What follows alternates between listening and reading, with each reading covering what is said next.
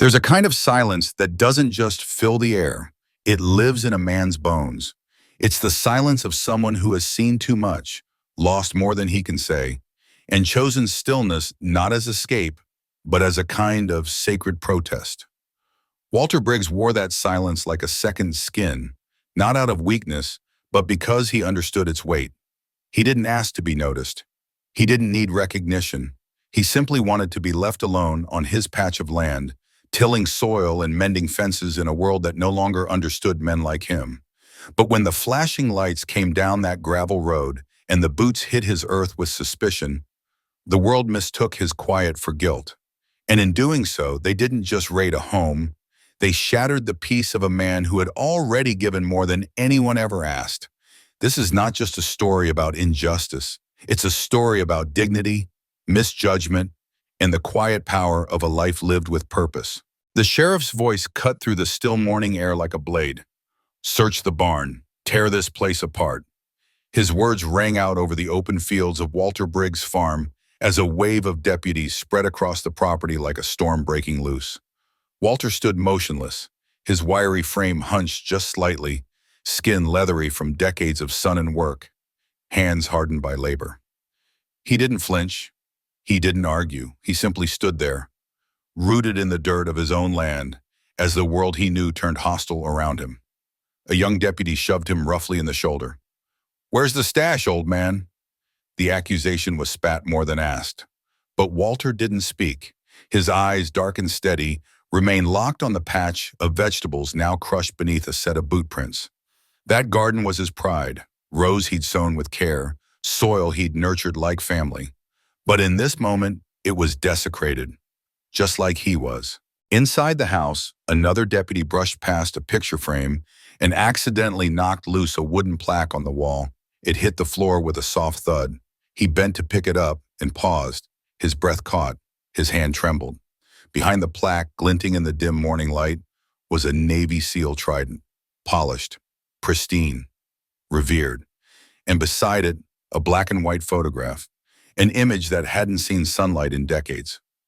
Walter Briggs, young and sharp-eyed, stood tall in full uniform beside Admiral Iron Hand Pierce himself. The photo wasn't for show. It was real, proof of a past nobody had suspected. The room fell into a stunned silence. Sheriff Leland Knox stepped inside just in time to see the scene. His voice cracked, heavy with sudden recognition. "Ghost Walker." In an instant, the tension shattered.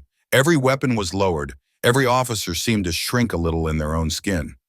What they'd thought was a routine drug raid had just revealed something else entirely. They hadn't cornered a criminal. They had trampled the legacy of a legend, and all of it had started before sunrise. Walter had been on the porch, holding a steaming mug of black coffee, watching the sky shift into morning. There was a stillness in the air, the kind only a man who lived alone with his thoughts could recognize. Then the quiet broke. Sirens, shrill, demanding, cut through the dawn.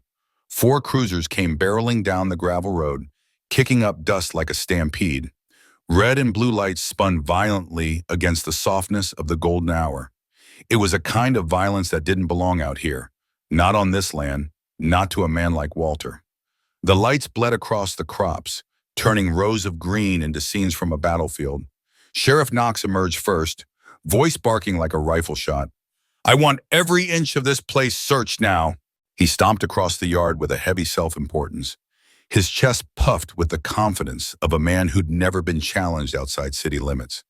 His badge glinted beneath his jacket, but it wasn't the badge Walter respected. Not anymore. The deputies moved with trained efficiency, too eager, too rehearsed. One moved toward the barn, another veered toward the garden. A third brushed past Walter like he didn't exist. Still, Walter didn't speak. He remained on the porch, solid as stone, faded denim stretched across his wiry frame. He wasn't shaking. He wasn't backing down.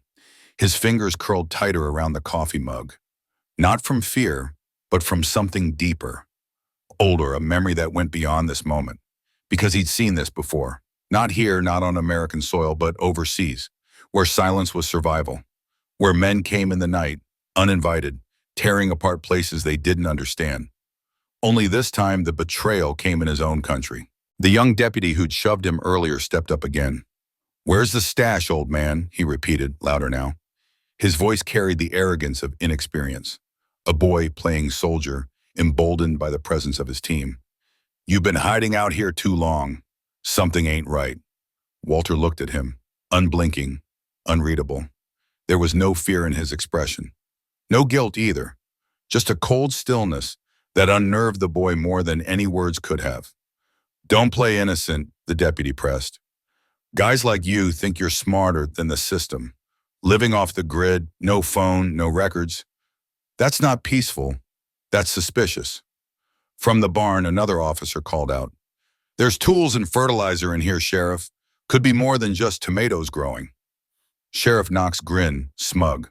"Knew it," he said under his breath, already certain of what he wanted to believe. He turned back toward Walter with narrowed eyes. "You've been on our radar for a while, Mr. Briggs. Too quiet, too hidden. Men who don't want to be found usually have something to hide." As if on cue, the crowd began to gather. One by one, neighbors appeared along the fence line, silent observers drawn by the noise and lights. Some clutched steaming coffee mugs of their own. Others already had phones in hand, cameras rolling. The quiet speculation turned quickly to whispered judgment. "Knew there was something off about him," a woman muttered behind her visor. "Never saw anyone come by that place." "He's always tinkering in that shed," someone else added. "Probably cooking meth in that little garden of his." Walter heard them, every word, but he didn't flinch, didn't defend, didn't explain, because he understood something none of them could. When people fear what they don't understand, they make monsters of the quietest men. The murmurs weren't loud. They didn't need to be. Judgment has its own weight when it comes from every angle, spoken or not. Walter didn't bother to turn. He stood motionless, eyes fixed on the remains of his once flourishing vegetable patch. A single rose tomato plant lay smashed, its fruit crushed into red pulp beneath the tread of government-issued boots. The vines he'd nurtured from seed were now nothing but torn strands of green and red. His irrigation hose was split, water pooling into the dirt like blood. The tools he'd carefully arranged were scattered and broken, as if someone had deliberately shattered every piece of a life he'd been trying to rebuild. Sheriff Leland Knox stepped into his line of sight, closer now. His voice had that low, taunting rhythm of someone who thought they'd already won. "No bank records, no digital footprint, no mail in or out. You think that makes you a ghost?" He leaned forward, lips curled. "It just makes you guilty of something." Walter said nothing. His silence was once a weapon, sharp, commanding, unsettling. Now it just made them more certain they were right about him. A deputy kicked through a stack of wood by the shed like he expected to find secrets hidden underneath. Another was climbing onto the porch, yanking at the crawl space door with a crowbar. A third lifted the lid off Walter's rain barrel, peering inside like it might contain contraband or bodies. None of them were searching. They were confirming what they already believed. To them, Walter Briggs wasn't a man. He was an anomaly, a missing file, a blank space in their system. And in a world terrified of what it can't classify, that made him dangerous enough to justify whatever came next. As sunlight spilled brighter across the wrecked yard, the whole thing started to feel less like an investigation and more like theater. It was a performance of control, of dominance, for the onlookers now gathering at the edge of the fence. Phones were out, lenses pointed, faces tense with the kind of concern that didn't go beyond their screens. Not one of them stepped forward to ask what Walter had done. The details didn't matter anymore. The implication was enough. Suspicion had already done its damage. But before he was the silent figure in work overalls, standing in a ravaged garden, Walter Briggs had been something else entirely. Before squash vines and compost and crop rotation, he had served in some of the deadliest corners of the world. He had worn midnight blue, the uniform of the U.S. Navy, and on his chest the golden trident of a SEAL, not for decoration, but as testament to survival, precision, and relentlessness. Back then, they didn't call him Walter. They called him Ghostwalker. No official file ever carried the name, but those who fought beside him knew it. It was whispered, not announced. It carried weight, respect, or fear, depending on whether you stood beside him or in his sights. Walter didn't just execute missions, he made the unthinkable seem like protocol. Deep insertions into hostile zones, rescues under blackout skies, extraction operations where success was a near impossibility. He lived in those moments, operated within the sliver between catastrophe and salvation. He was always the last to sleep, the first to move. His silence wasn't passivity, it was strategy. Every moment he didn't speak, he was taking everything in, observing, calculating, learning. And when it was time to strike, there was no hesitation. But even the most exacting warrior carries home the stains of war. Walters came during a mission on a rain-slick rooftop outside the city of Al-Basra. The op went sideways, ambushed, a hallway collapse, 2 men badly hit, and exfil 10 minutes too far away. Through exploding mortar rounds and searing smoke, Walter pulled one teammate with a shredded thigh and another barely breathing, lungs collapsed, out of a kill zone. Since that night, he's carried a limp. Not an injury, a symbol, a reminder, a medal made of flesh and bone. But it wasn't the limp that changed him. It was what followed. When he came back to American soil, the accolades arrived in waves, too many, too fast. Medals pinned to his chest, commendations, parades, standing ovations, formal words spoken by men who had never set foot in a live fire zone. The clapping never reached the hollow space that had opened inside him. It all felt false, like it was being given to someone else, someone who hadn't carried dying men through rubble, someone who hadn't felt the warm blood of both allies and enemies on his hands. He stayed on for another 2 years, went through the motions, training new recruits, lecturing in Coronado, standing shoulder to shoulder with other hardened men whose eyes had long since stopped seeing the world in color. They wore their silence like an open wound, raw, constant, and unspoken.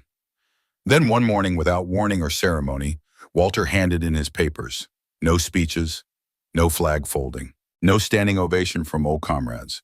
Just a signature on a line, a final salute rendered to a superior who barely looked up, and a long, quiet drive heading south.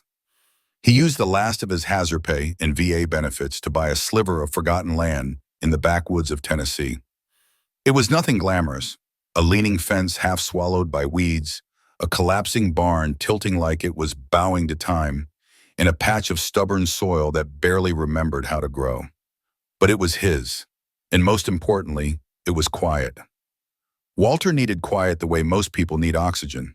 He grew his own food, repaired what time tried to break, and spoke only when there was no other choice. He kept no reminders of the teams he'd served with. Just one, an old black and white photo, faded and sun-bleached, showing him standing beside Admiral Iron Hand Pierce.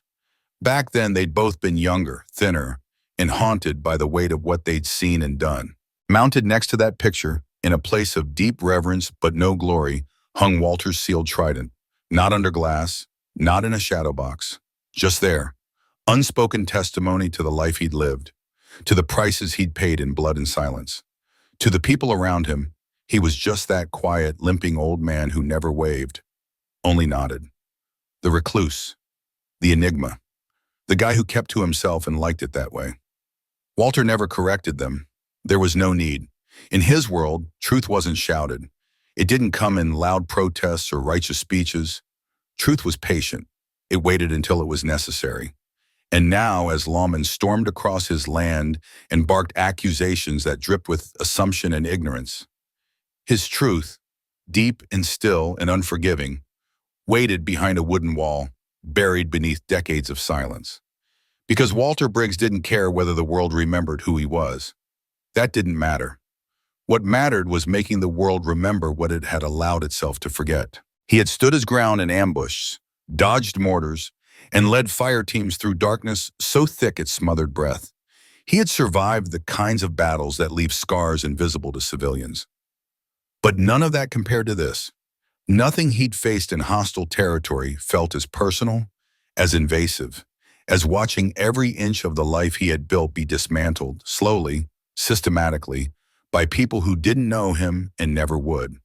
His garden, the one he'd spent 3 seasons nursing into harmony, was flattened. Tomato vines he'd trained by hand crushed under boots. Rows of lettuce and squash trampled like weeds. The irrigation system he'd built from scratch lay in pieces, slashed by shovels and spades as deputies dug through the earth like prospectors desperate for gold. And when the dirt offered up no secrets, they moved inside. His small home, once a temple of silence, now echoed with the chaos of intrusion. Radios crackled, police hissed commands. Boots scraped across hardwood floors. Drawers were pulled out and dumped. Cabinets wrenched open. A ceramic vase, his mother's, fell and shattered across the floor, its pieces scattering like forgotten memories. And still, Walter stood there, on the porch, arms loose at his sides watching. He didn't shout, he didn't argue, he didn't demand explanations or justice. He had seen what happened to men who raised their voices. Instead, then, he stood like the last soldier on a battlefield no one else could see, alone, upright, unyielding. But the silence that had always been his shield was now being turned into a weapon against him. The more calm he remained, the more they viewed him as defiant.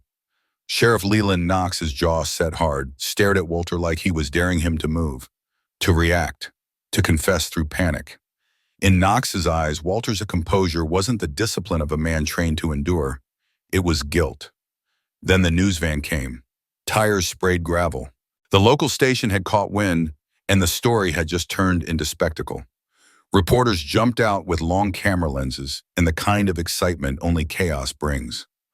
Microphones were jammed into deputy faces, asking loaded questions before answers could form.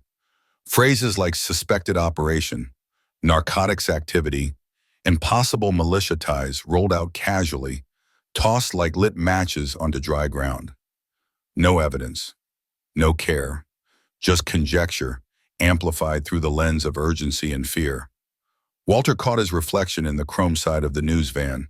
What stared back at him wasn't a hero. It wasn't even a man. It was a shadow, tired, unshaven, a limp in his stance and dirt on his boots. To the outside world, that image meant guilt. Because who, they asked themselves, would live like this? So far from others, so silent, so hidden. Unless they were hiding something? They didn't know that Walter had lived this way not out of fear, not out of shame, but because he'd spent years drowning in noise and had finally found a place where he could breathe.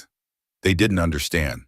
The way Walter Briggs moved through the world, quiet, withdrawn, heavy with silence, wasn't about stubbornness or secrecy. It was survival. The war had taken much from him, but it hadn't taken his hands, and so he used them. On the soil, in the fields, that was where he could still feel whole, where his presence created something instead of destroying it. But none of that mattered to them. The way they stormed his land, rifle slung, eyes scanning for guilt, they didn't just trample his earth. They trampled what was left of him. It wasn't just trespassing, it was desecration. They didn't see the decades it took to rebuild what the war had shattered inside him. The whispers in town, the side glances at the feed store, the smug stares from deputies pretending to know something. They all chipped away at the delicate armor of peace Walter had carefully welded together over a lifetime. They weren't searching for evidence. They were dismantling a man. And it wasn't just his land they were ripping open. It was his pipas, his sense of self, his claim to a life of worth, the way they moved through his farmhouse, opening drawers, shifting boxes, brushing past old photographs without a glance. Walter wasn't being accused, he was being erased. For most people, dignity was handed down. For Walter, it was won, earned in silence and restraint, in the long, painful march away from violence. Now, in their eyes, he was little more than a myth ready to be reduced to rumor. Something strange, something suspicious, something expendable. The worst part wasn't the noise of it at all, the boots, the voices, the scraping of metal on floorboards. It was the stillness in their judgment, the absolute lack of curiosity. No one had asked who he was or why a man would live alone in the woods, choosing solitude over society. No one wondered what drove a man to disappear from the very world he had once bled for. They weren't looking for truth. They were chasing affirmation. To them, Walter wasn't a person. He was a story they wanted to rewrite, a headline waiting for ink. As the morning sun climbed higher over the golden hills, Its warmth didn't touch Walter. What he felt wasn't fury, and it wasn't panic. It was something deeper, heavier. Sorrow, not because of what they had done, but because he could see it. They believed they were right. They weren't trying to destroy him. They were trying to prove themselves. That blind certainty, that inability to question their own righteousness, that was what cut deepest. That was what nearly undid him more than any gunfire or ambush he'd survived in the desert. That was the wound no medic could tend to. And it happened without any dramatics. No shouting, no gunfire, no grand confrontation. Just the soft thud of wood knocking against wood, a dull, accidental truth revealing itself. One of the younger deputies, barely a man with buzzed hair and the walk of someone who'd never been told to doubt himself, was rummaging through a narrow hallway when his elbow struck a wall hanging. It was just an old piece of driftwood stretched with canvas, hung there more out of habit than care. It tilted, wobbled, and then fell to the floor with a quiet thump. Behind it, mounted neatly on the paneled wall, was something none of them had expected. Sheriff, the deputy called out, his voice stripped suddenly of its confidence. It wavered, not with fear, but with the dawning weight of something real. Sheriff Leland Knox had been waiting in the kitchen, leaning against the counter with the bored detachment of someone expecting to be impressed. He thought this would end like the crime shows he watched late at night. A deputy shouting, "Got it," a camera catching the moment of discovery.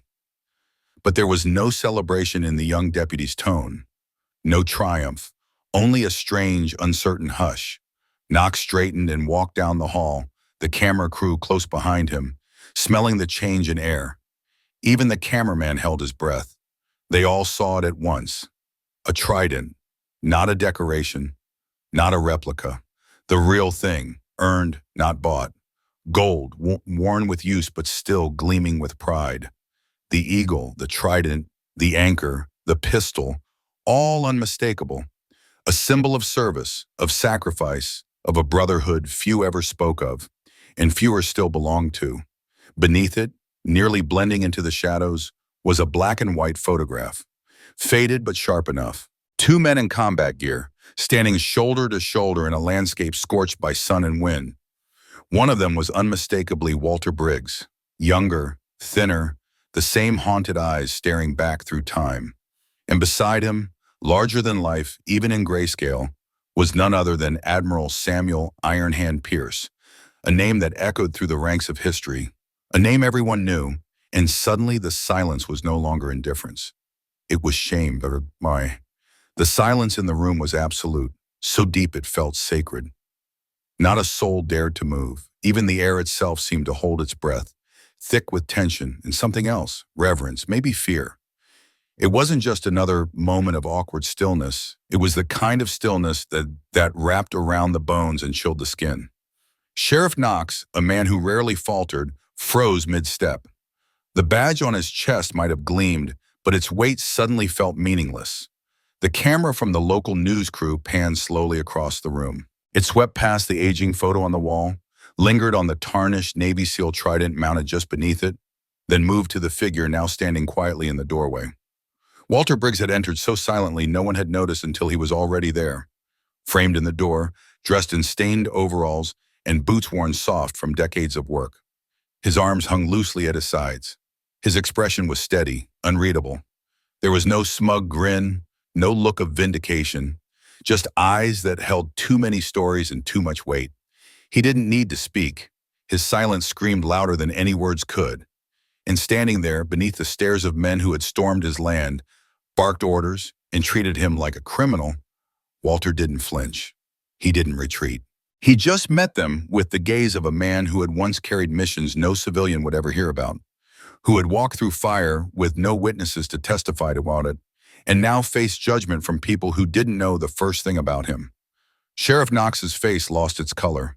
He took a small, halting step toward the wall, then stopped. His eyes bounced between the photo and the trident, and then to Walter, again and again, as if trying to reconcile what he was seeing with what he thought he knew. His voice cracked the silence, a whisper escaping before he realized he was speaking. Ghostwalker. The name left his lips like a secret he hadn't meant to tell. He didn't even know he remembered it. Not until it came back to him unbidden. But he had. They all had. Anyone who'd served during the early 2000s, Marines, SEALs, Rangers, they had all heard the stories. Whispers in briefing rooms, murmurs in late-night barracks. Stories of an operator so quiet, so lethal, they said even death couldn't hear him coming. A phantom in the field, and then one day he was gone, vanished after a mission that went bad. No funeral, no fanfare, just rumors and respect. Ghost Walker, Walter Briggs. It was him. The young deputy, the same one who had shoved Walter outside earlier, loud and self-important, suddenly stiffened. His whole body went rigid. His eyes snapped toward the man he'd only minutes ago accused of hiding drugs beneath his floorboards. "Sir," he started, his voice barely above a whisper and trembling. But Walter remained silent, and in that silence the truth settled in the room like wildfire catching dry brush. The mood shifted, the aggression drained from every stance.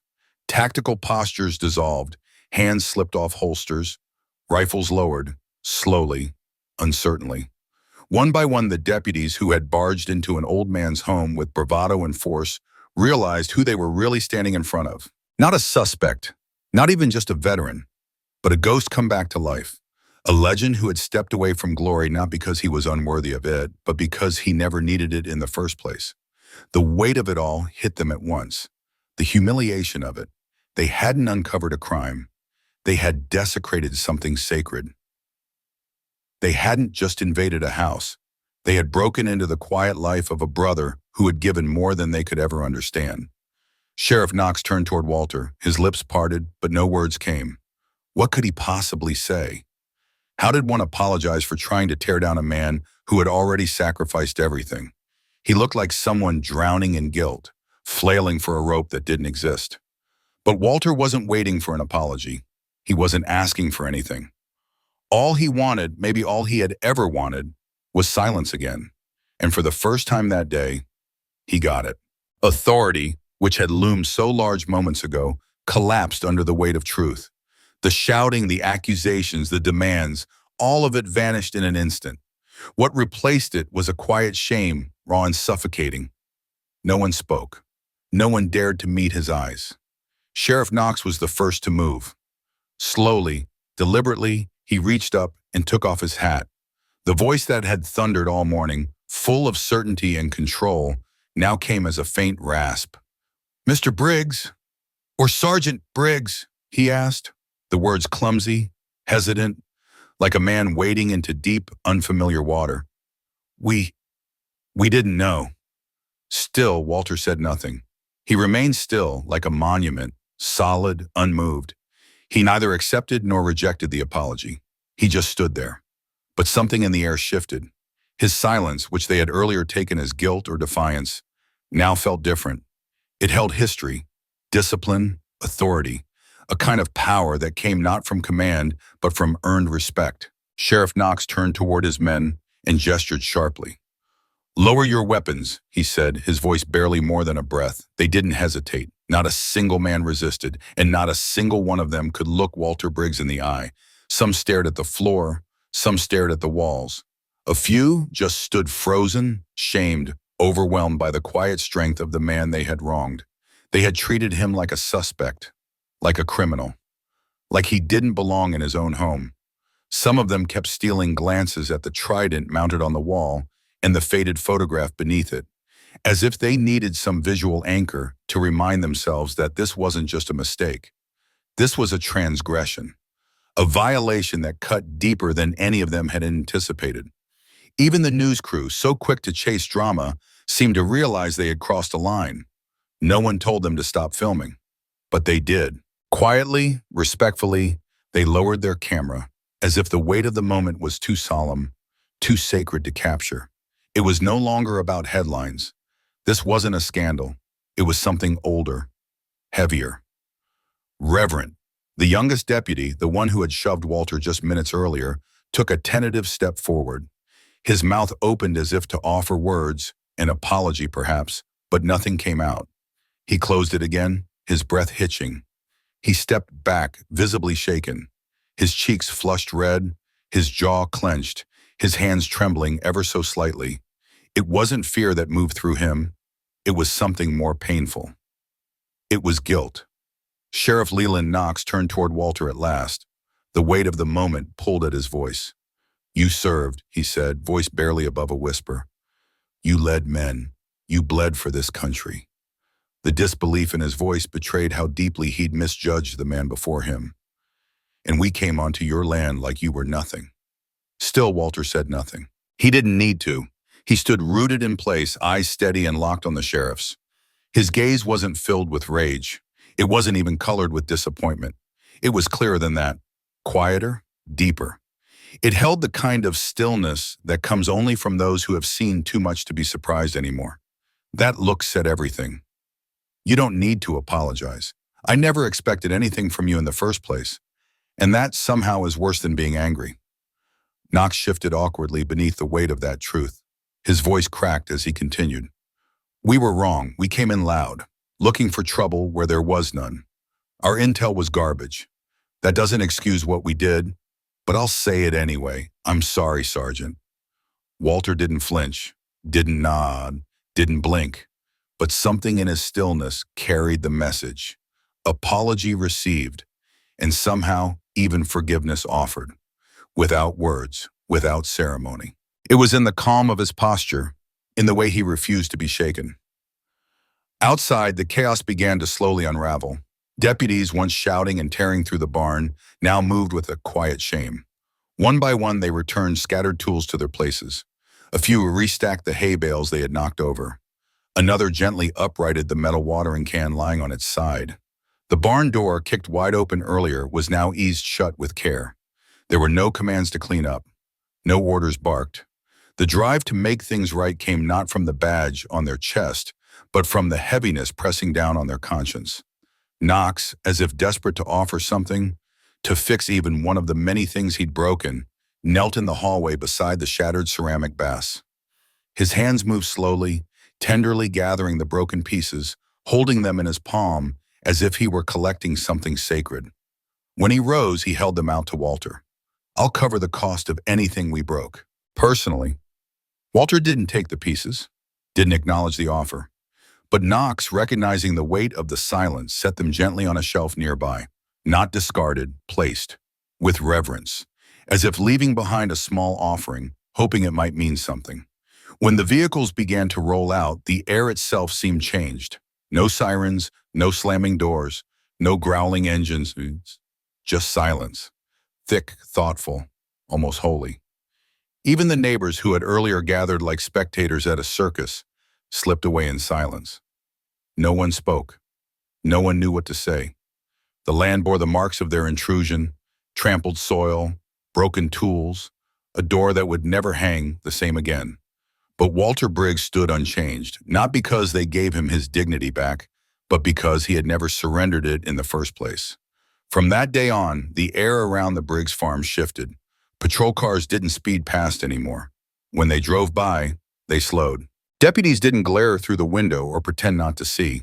One simply tipped his head, a subtle nod of respect. No words passed between them. None were needed.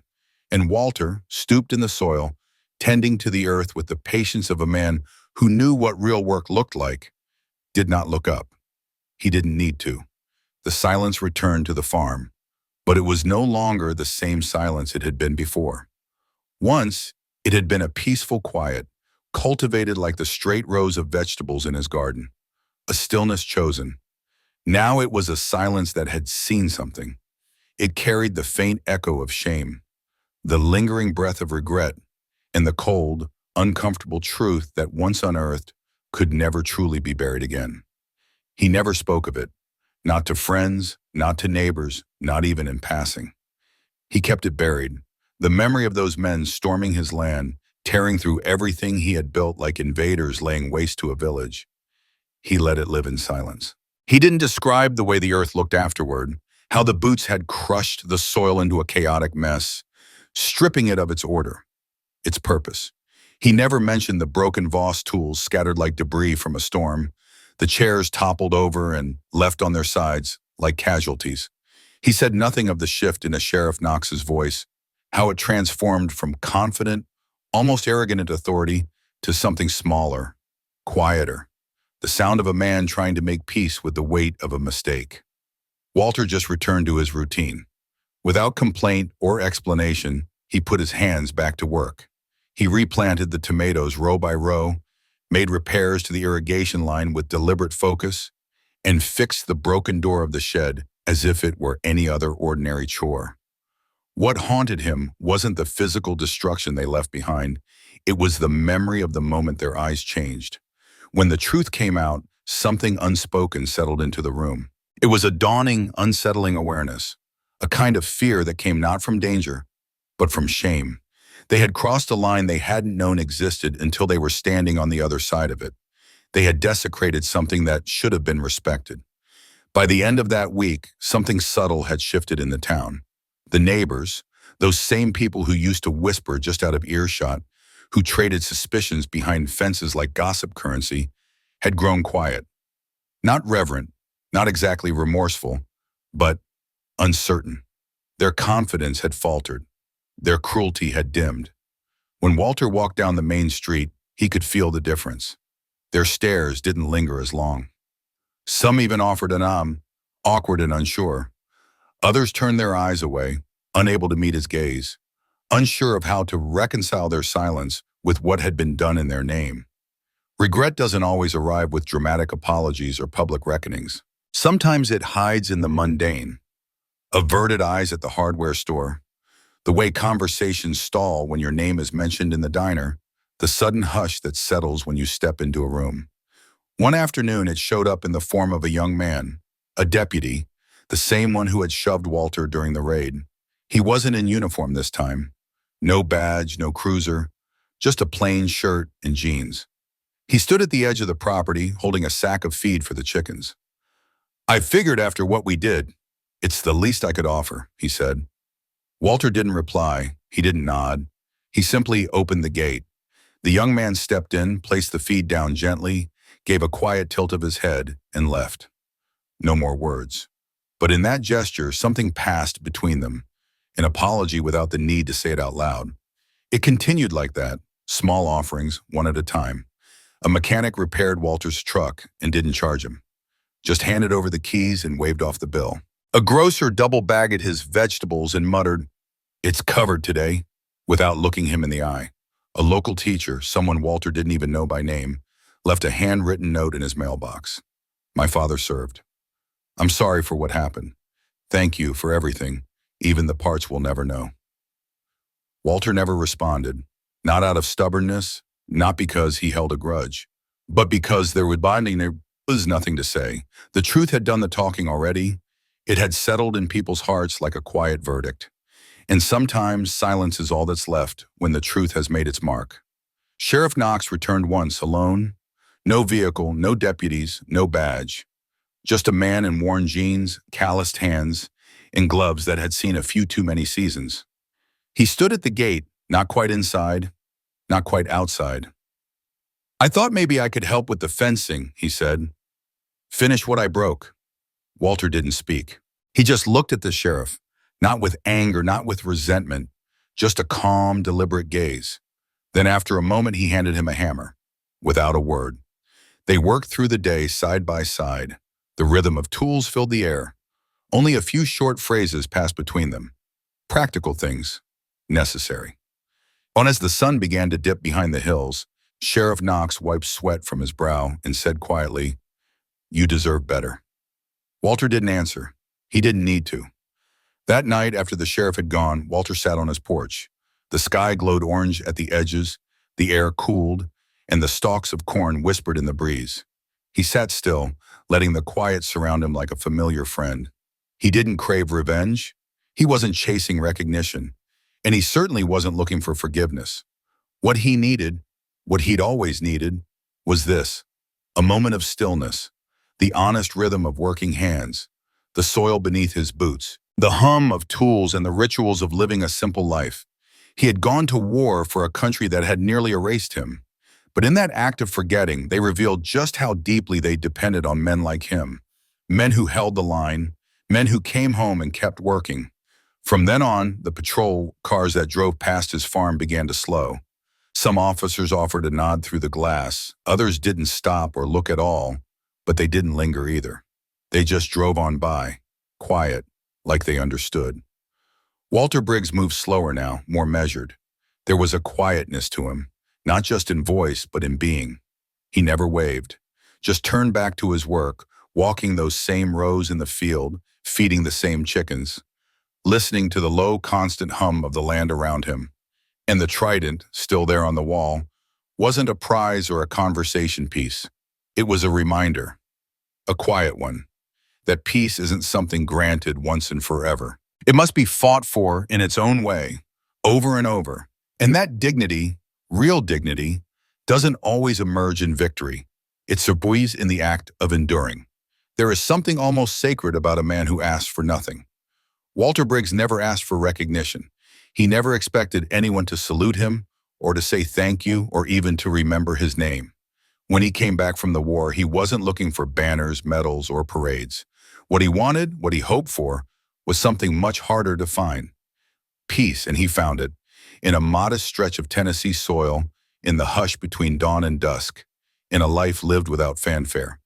But the world doesn't know how to deal with men like Walter anymore. Not really. We live in a time where noise is confused with strength, where being visible online matters more than showing up in real life, where a man who doesn't explain himself is automatically seen as suspicious. And silence? Silence is something we fear now, instead of something we respect. But Walter's story cuts through all that. It reminds us of something we've nearly forgotten, that real service doesn't always come in sharply pressed uniforms marching down streets. Sometimes it's in calloused hands, in eyes that have seen things no one should have to see, in bodies bent over the soil for decades. Service can be buried beneath years of labor, trauma, and quiet healing. And yet, we pass by people like Walter every day without a second thought. We see them at the grocery store and look past them. We tap our steering wheels in frustration behind their slow trucks at four-way stops. We wonder why they sit alone at diners, why they don't smile more, why they seem like they're watching the world instead of talking to it. We fail to recognize what they've already given and what they've refused to take. The raid on Walter's farm wasn't just a mistake. It wasn't just a wrong assumption about one man. It was a reflection of something larger. How quickly we fill in the blanks with our own fears, how easily suspicion becomes justification, how fragile peace becomes when misunderstood as secrecy. Walter had no criminal record, no digital trail, no social media, and in a world driven by data and profiles that made him dangerous in the eyes of the system. But the truth? Walter wasn't hiding. He was healing. And he chose to do it quietly, without ceremony, without the need for explanation or applause. Because the real warriors, the ones who've carried the weight, we don't always know their names. They don't put their history on display. They don't ask for praise. They carry their past silently. Not as a burden, but as a bond. Something sacred. Something earned. When Sheriff Knox quietly said the words Ghostwalker, the air shifted. Everything changed in that moment. Not because of the name itself, but because of what it meant. It was the realization that the man they had humiliated, judged, and cornered had given more for his country than any of them had ever known. And he had asked for nothing in return. Nothing. That moment should stay with us. It should remind us that respect is not something shouted or demanded. It's something built through sacrifice, through discipline, through a life lived with integrity, even if no one is watching. Walter Briggs didn't need the world to recognize him. He just needed the world to stop pretending it already knew who he was. His story won't be printed on billboards or displayed in a war museum. It will live in the quiet, in the enduring dignity of a man who gave all he had, then chose to live simply, silently, with grace. And for the rest of us, those who are still caught up in the noise, still judging what we don't understand, Walter's story holds up a mirror. It asks us to think, how many others like him have we overlooked? How many heroes have we ignored, misunderstood, or dismissed just because they didn't look or sound the way we expected strength to appear? Have you ever met someone like Walter? Were they ever truly seen for who they were? Or did we let their silence become the reason we forgot them? Maybe it's time we started listening. Not to the loudest voices, but to the ones we've never taken the time to hear. From those who've worn the uniform, the families who've waited at home, or anyone who's ever witnessed that kind of calm, unwavering strength in the real world, thank you for taking a moment to be here with us today.